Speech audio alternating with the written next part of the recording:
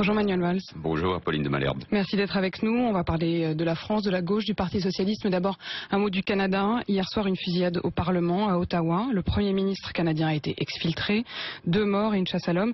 Est-ce que vous redoutez que ce genre d'événement arrive ici, en France? Je veux d'abord exprimer ma solidarité à l'égard du gouvernement, du Parlement canadien. Vous savez que dans quelques jours, le président de la République s'y rend. Il aura l'occasion de le faire, exprimer ma solidarité au peuple canadien qui a été touché par 2 fois ces derniers jours par des attentats de ce type. Oui, il y a un risque terroriste. Et comme ministre de l'Intérieur, et aujourd'hui Bernard Cazeneuve poursuit la même tâche, nous avons beaucoup travaillé, nous continuons de travailler avec de nombreux pays, dont le Canada, qui est exposé, nous le savions, à ce risque, tout comme la France. Qu'est-ce qu'on fait pour l'éviter ici? Beaucoup est fait, même si évidemment le risque zéro n'existe pas, et la France a déjà été frappée par des attentats. Vous le savez, je pense bien sûr aux tueries de Toulouse et de Montauban en 2012. Nous avons déjoué depuis 2012 des attentats. Mais il faut continuer cette coopération d'abord internationale, européenne, mettre en place des processus, des programmes, notamment avec les familles qui sont concernées par des enfants, des mineurs, des jeunes, avec des profils qui ressemblent, semble-t-il, beaucoup à celui du Canada, de cet individu qui a tué, nous l'oublions pas d'ailleurs, un soldat canadien avec un passé délinquant, parfois converti à l'islam, pas toujours. Avec une radicalisation, on parle dans un rapport de l'Assemblée nationale aujourd'hui d'une radicalisation par exemple dans les prisons françaises. Avec des processus de radicalisation par Internet, sur Internet, dans les prisons françaises. Je vous rappelle qu'il y a plus de 1000 Français ou résidents en France qui sont concernés par le djihad en Syrie, et donc qui représentent un véritable danger. Nous avons fait voter une loi antiterroriste il y a 2 ans, une autre est aujourd'hui en cours d'examen. On a les outils, mais ça veut dire qu'il faut poursuivre cette lutte contre le terrorisme partout dans le monde. Et la France prend ses responsabilités au Mali, au Sahel, aujourd'hui en Irak. La France agit pour elle-même, souvent pour l'Europe. La France est une grande nation avec sa diplomatie et ses armées, donc elle assume ses responsabilités, mais aussi en combattant évidemment le terrorisme chez nous, parce qu'il représente un danger. Je vous rappelle que c'est un Français qui a tué à Bruxelles, dans ce musée juif, il y a quelques mois.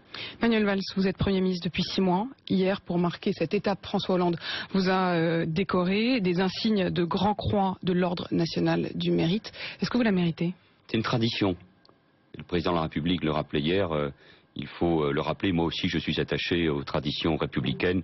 Tous les premiers ministres. Donc c'est juste un automatisme, vous ne la méritez pas spécialement? Je veux garder la tête froide, parce que au bout de 6 mois, on ne peut pas tirer de conclusions et de bilan. En revanche, ce que je sais, c'est que nous avons engagé le pays dans un mouvement de réforme sans précédent. Pas pour faire des réformes pour des réformes, mais tout simplement parce qu'il faut que la France se prépare à être toujours en tête. La France, je viens de vous le dire, est un grand pays.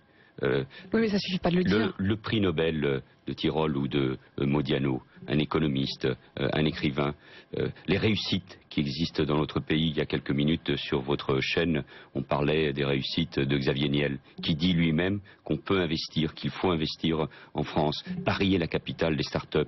Hier, j'ai inauguré la FIAC, la foire d'art contemporain. Cette semaine est une semaine inouïe pour la culture française, avec l'inauguration de la fondation LVMH, dans quelques jours du nouveau musée Picasso.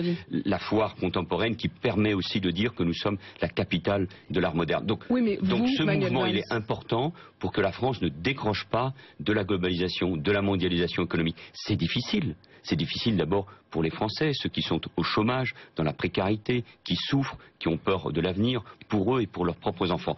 Donc il faut un mouvement de réforme, c'est ce que nous faisons pour soutenir les entreprises, pour réduire nos déficits et pour engager les réformes qui permettent de libérer les énergies et notre économie. Sauf qu'on a l'impression que ça coince, et surtout dans votre propre camp. Le pays est en crise, vous le disiez, le Parti socialiste est en crise, et vous avez pris le temps d'expliquer dans le Nouvel Observateur de cette semaine, qui s'appelle désormais l'Obs, votre vision d'une gauche moderne. 39 députés socialistes se sont abstenus sur la première partie du budget, 39, dont 2 anciens ministres qui étaient au gouvernement il y a encore 2 mois, Aurélie Filippetti et Benoît Hamon.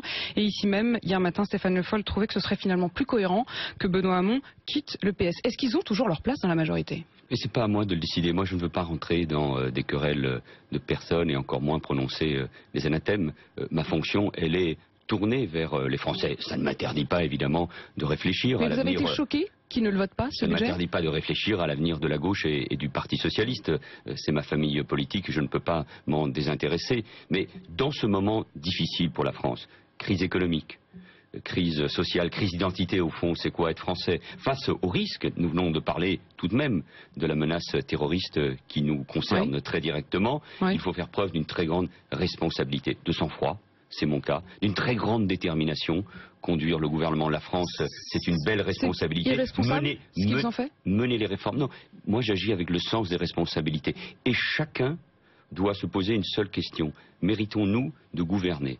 Méritons-nous d'assumer les responsabilités? Quelle est notre tâche?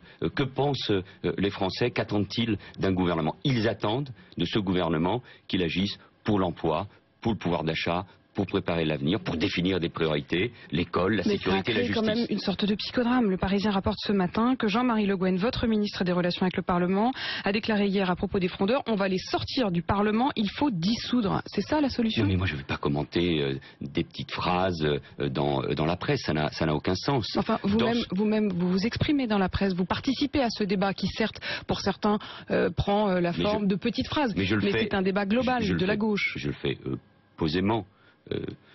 Parce que nous gouvernons, c'est difficile de changer. Je pense au Parti socialiste, je pense à la gauche. Mais en même temps, parce que nous gouvernons, il faut changer. Moi, je ne veux pas attendre que la gauche et le Parti socialiste changent dans l'opposition. C'est quand nous exerçons le pouvoir que nous devons tirer les leçons de cet exercice du pouvoir. Prenons des exemples. Faut-il augmenter les déficits? Faut-il augmenter la dépense publique? Non. C'est ce que nous faisons depuis 40 ans dans ce pays. Nous vivons au-dessus de nos moyens. Nous projetons la dette et les déficits publics sur les prochaines générations, sur nos enfants. Non, donc nous devons baisser la dépense publique. C'est ce que nous faisons. Ça n'a jamais été fait à ce niveau-là en France, dans une période difficile, de très faible croissance. Ça n'a jamais été fait de réduire notre budget de l'État de 21 milliards en 2015, 50 milliards sur 3 ans. Faut-il soutenir ou non les entreprises? Parce qu'elles créent la richesse, la croissance et donc l'emploi. Ça n'a jamais été fait à ce niveau-là, puisque nous engageons, c'est le pacte de responsabilité, 40 milliards en faveur des entreprises et notamment des PME, des PMI dès 2015. Et il y aura en plus 1 milliard pour les travailleurs indépendants, les commerçants, les artisans qui créent là aussi leur richesse. Ça n'a jamais été fait. Un des débats, c'est justement de savoir si vous ciblez suffisamment bien les entreprises. Martine Aubry estime par exemple que vous ne ciblez pas suffisamment les entreprises. Un exemple, on parle beaucoup de Total évidemment. Total va toucher 80 millions d'euros au titre du CICE, alors que Total ne paye pas d'impôt sur les sociétés en France. Est-ce que vous estimez que c'est normal? Mais on peut toujours corriger tel ou tel dispositif. Celui-là, par exemple, on pourrait le corriger? Ce débat, Folie de Malherbe, a déjà eu lieu au Parlement il y a 2 ans. Je n'étais pas Premier ministre. Le CICE, le Crédit Impôt Compétitivité Emploi, ça marche, notamment pour les petites entreprises. Moi, j'en visite régulièrement. Cela permet d'acheter une machine-outil, cela permet d'investir, cela permet de sauvegarder l'emploi, cela permet aussi de créer des emplois. Donc, mais 80 millions pour Total, vous trouvez ça normal ou pas? Ces dispositifs viennent de se mettre en place. Attendons qu'ils donnent des résultats. Donc pour l'instant, ça fait partie du rodage, quoi. On ne peut pas le dire ainsi. Le pacte de responsabilité que je viens d'évoquer, c'est 40 milliards pour les entreprises. Une partie à travers le CICE est déjà mise en œuvre. Et puis l'autre partie, c'est à partir du 1er janvier 2015. Une politique économique, une politique fiscale nécessite de la stabilité, de la lisibilité. Si c'est en permanence le zigzag, la mise en cause, on perd la confiance. Or, ce qui est en train de se passer, contrairement à ce que j'entends, c'est que la confiance revient en France. Les investisseurs étrangers, ceux qui regardaient la France il y a encore quelques mois ou quelques années comme un pays en très grande difficulté, se disent que grâce aux choix que nous sommes en train de faire, aux réformes que nous sommes en train de mettre en œuvre, la France, qui est la 5e puissance économique du monde, la 2e d'Europe, qui est un des pays qui a une force économique majeure. Donc, il faut lui faire confiance. Donc, il ne faut pas mettre en cause en permanence une politique économique, parce que pour qu'elle donne des résultats, il faut de la constance. Et moi, cette constance, je l'ai, je l'assume. Malgré toutes les critiques de votre propre camp?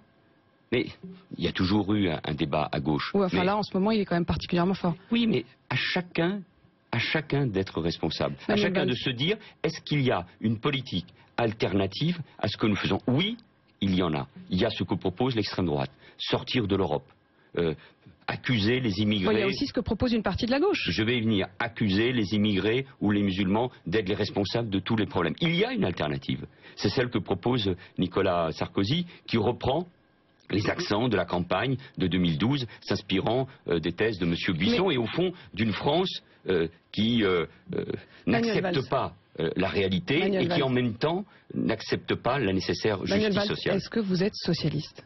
Mais je le suis depuis 30 ans. Est-ce que vous êtes socialiste? Est-ce que vous pouvez dire je suis socialiste? Mais pourquoi vous faites ça, Apolline de Malherbe? Non, pourquoi vous faites ça? Pourquoi je fais ça? Apolline de Malherbe, vous me posez une question. Manuel Valls, depuis que vous êtes Premier ministre, vous dites je suis de gauche. Vous le dites souvent et vous le martelez. Vous dites je suis de gauche. Mais y compris dans l'interview du Nouvel Observateur qui sort ce matin, vous ne dites pas le mot socialiste. Pouvez-vous dire je suis socialiste? Mais ça n'a aucun intérêt. Vous me posez la question pour dire regardez, il a dit. Mais je suis socialiste. Je suis membre du Parti socialiste depuis 1980, depuis l'âge de 18 ans, parce que c'est mon engagement politique, avec des référents. Je me suis engagé pour Michel Rocard. J'ai eu la chance et l'honneur de travailler pour lui et pour Lionel Jospin. J'étais déjà, je me disais, très jeune social-démocrate, c'est-à-dire pragmatique, réformiste, profondément républicain, parce que je veux donner à ce pays ce qu'il m'a donné. Ce sont des débats, des étiquettes qui n'intéressent personne. Moi, ce qui m'intéresse, c'est l'efficacité. C'est de voir ce qui marche, pas pour moi. Mais vous savez bien que les symboles sont importants. Manuel Valls, le mot socialiste est un mot important. Notamment, vous avez dit que vous pourriez envisager de changer le nom du Parti socialiste. Et là, c'est une levée de bouclier. Jean-Christophe Cambadélis dit ce nom est un beau nom, pourquoi le changer? Et ce matin, Claude Barthelone, le président de l'Assemblée nationale, dit carrément que c'est une faute d'envisager de le changer. Une faute parce qu'on participe à un débat. Vous me ramenez à des sujets qui n'intéressent pas. Je peux terminer, qui n'intéresse pas les Français. Alors, Apolline de Malherbe, ce débat a toujours eu lieu, et si on m'avait lu avec un tout petit peu, et vous ne l'avez pas fait, je m'en aperçois, avec un peu plus de précision, je dis tout simplement, aujourd'hui le débat ne se pose pas. Visiblement, Claude Barthelone et Jean-Christophe Cambadélis non plus vous ont pas suffisamment lu. Il faut me lire, il ne faut pas succomber en permanence à la petite phrase, à la lecture, un débat intellectuel, un débat, laissez-moi terminer, sinon, y compris pour vos auditeurs et ceux qui nous écoutent, ça sera difficile. Ce que dit Claude Barthelone et Jean-Christophe Cambadélis vous agace. Non, ça ne m'agace pas du tout parce qu'il faut me lire. Je dis tout simplement que nous ne pouvons pas continuer ainsi avec ces fractures au sein de la gauche et qu'il faut réfléchir entre toutes les forces progressistes à construire une maison commune, une fédération, peut-être demain une formation politique commune, qu'il y a sans doute entre ces forces progressistes moins de différences qu'il y en avait il y a quelques années. Et au bout de ce processus, alors à ce moment-là, des questions comme le changement de nom peuvent parfaitement se poser. Je l'avais déjà dit il y a quelques années. Moi, je souhaite participer de cette réflexion, posément, bien sûr, mais en partant d'un seul élément, celui de l'action gouvernementale. Parce que c'est ça qui m'intéresse. Est-ce que aujourd'hui, enfin, nous nous rendons compte, nous, à gauche, nous socialistes, qu'il y a une réalité qui s'impose à nous et que nous devons changer, et que nous devons changer, pas seulement nos conceptions, pas seulement des symboles, mais que nous devons assumer ce que nous sommes en train de faire pour les entreprises, pour les salariés. Quand nous décidons de soutenir les entreprises, de baisser les impôts, de baisser la dépense publique, ça veut bien dire que nous avons changé sur tous ces éléments-là. Et il faut l'assumer et l'inscrire, y compris dans nos textes et dans nos réflexions. Avec une gauche passéiste? Mais avec celle qui refuse de regarder la réalité en face. Vous êtes réaliste? Je suis forcément réaliste puisque je gouverne, puisque je suis à la tête du gouvernement, que je me confronte aux réalités. Quand on est à gauche, quand on est socialiste, quand on est un responsable politique, on le fait pour gouverner.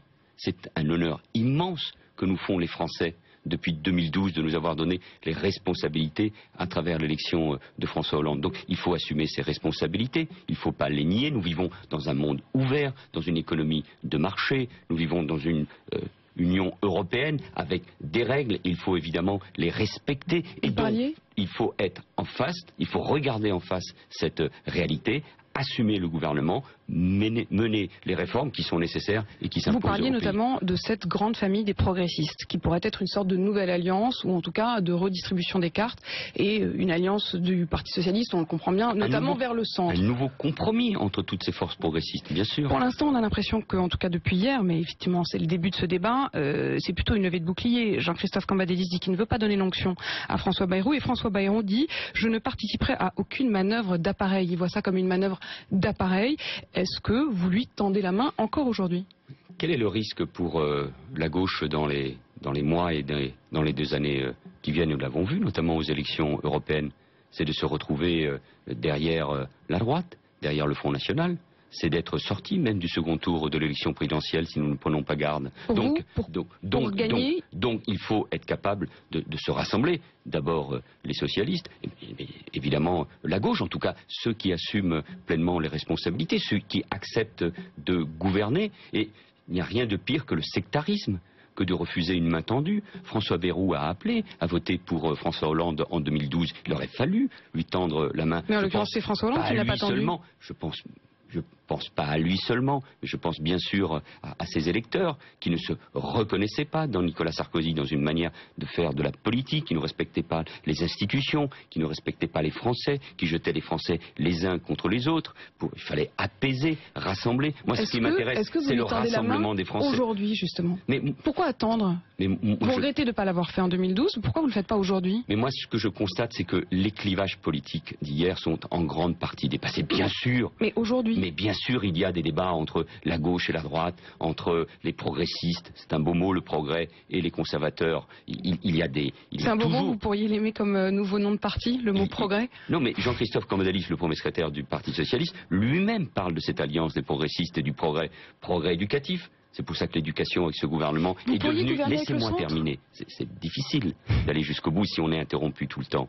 Laissez-moi terminer. Je vous écoute. C'est la première fois depuis plusieurs années que le budget de l'éducation redevient le premier budget de la nation. Progrès aussi dans le domaine des sciences, de la recherche, de l'innovation, parce qu'il faut préparer l'avenir. Donc oui, le progrès est un beau mot. Mais en même temps, les clivages politiques ont beaucoup changé. Pourquoi refuser la main à ceux qui se reconnaissent dans le centre-gauche, ou en tout cas qui ne se reconnaissent pas dans les partis politiques traditionnels? Je vous rappelle que dans plusieurs villes, nous gouvernons déjà avec le MoDem et avec des centristes. Vous gouvernez avec le centre? Moi, ça ne poserait pas de problème, à condition évidemment qu'ils soient d'accord avec ce que nous sommes en train de faire. Mais la question aujourd'hui, elle n'est pas d'actualité. Ça n'est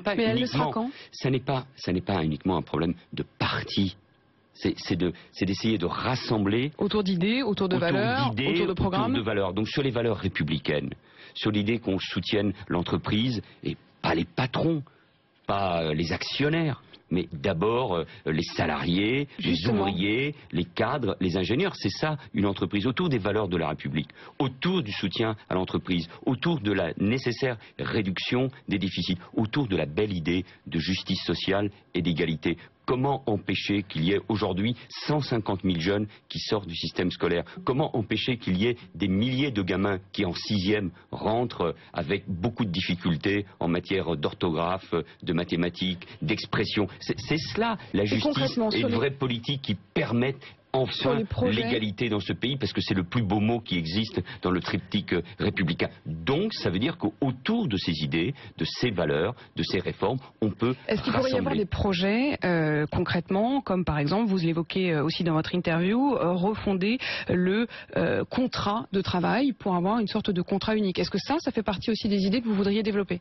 Mais c'est une idée qui est celle de Jean Tirole, notre prix Nobel d'économie. Vous avez l'air de trouver que c'est plutôt une bonne idée. L'idée est intéressante. Les partenaires sociaux, notamment les syndicats, ne l'ont pas adoptée. Il y a d'autres manières de libérer le marché du travail, puisqu'aujourd'hui nous avons malheureusement plusieurs millions de chômeurs. Mais ces discussions, elles doivent avoir lieu d'abord au sein des partenaires sociaux. Quand les partenaires sociaux bloquent, que ça n'avance pas, que vous estimez au contraire qu'il faudrait y aller, est-ce qu'il n'y a pas un moment où il faut passer outre? Mais le dialogue social est la marque de ce quinquennat. Il y a une crise des corps intermédiaires. Je pense aux partis politiques, aux syndicats, aux institutions, d'une manière générale. Donc nous devons les respecter, les conforter. Et donc les partenaires sociaux doivent pouvoir avancer. Il y a actuellement une négociation. Oui, avancer, mais si vous estimez qu'il faut avancer plus vite. Il y a une discussion, une négociation sur le dialogue social, sur la modernisation de ce dialogue social, notamment dans les entreprises, c'est-à-dire la représentativité des salariés dans les entreprises. Dans beaucoup d'entreprises, il n'y a pas de représentation des salariés. Puis il y a aussi la question des seuils. Nous pourrions là aussi évoluer sur l'assurance chômage, on n'a pas compris. Dans un sens qui permette, là encore une fois, de libérer les énergies. Donc, il faut réformer, oui ou non, l'assurance chômage?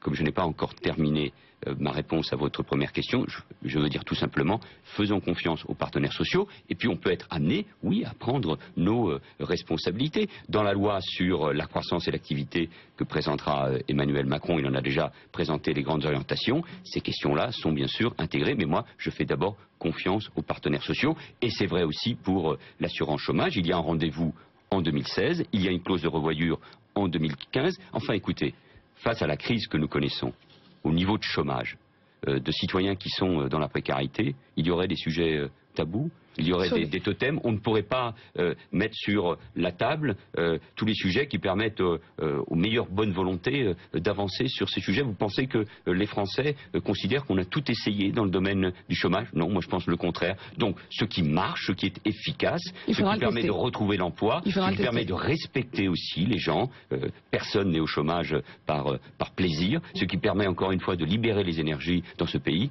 eh bien il faut le faire à condition que ça soit respectueux des valeurs de la République et de la justice sociale. Sur les chiffres du chômage, ils tombent demain, ils seront forcément mauvais?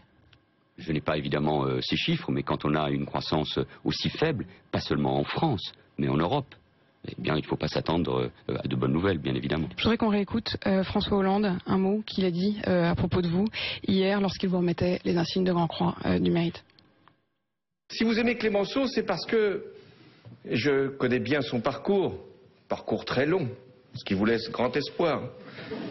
Commencé au moment de la Commune de Paris et terminé, non pas comme on le croit, à la fin de la Première Guerre mondiale, car il a continué à produire, à écrire, jusqu'à la fin de sa vie.